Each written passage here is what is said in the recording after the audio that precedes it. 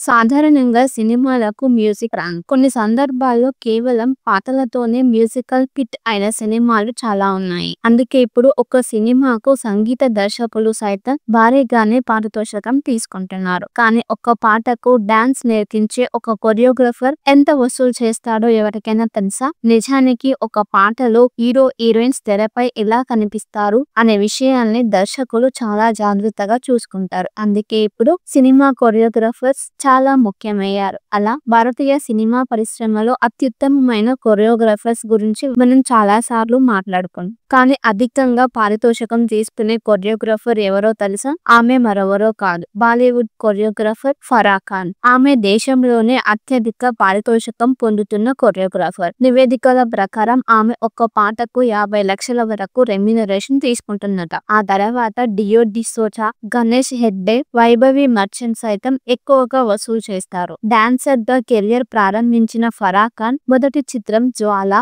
ఆ తర్వాత కభీ హమ్ కభీ నాలో సినిమాతో ఫేమస్ అయ్యింది. కెరియర్ తొలి నాళ్లలో 6 పాటలకి కొరియోగ్రాఫర్ చేసినందుకు తను 30,000 తీసుకున్నట్లు తెలిపింది. కేవలం కొరియోగ్రఫీ మాత్రమే కాకుండా నటిగా, దర్శకురాలిగా గుర్తింపు తెచ్చుకుంది. అలాగే పలు డాన్స్ రియాలిటీ షోలకు జడ్జిగా వ్యవహరించింది. నివేదికల ప్రకారం ఫరా ఖాన్ ఆస్తుల విలువ 75 కోట్లకి పైగా ఉంటుంది.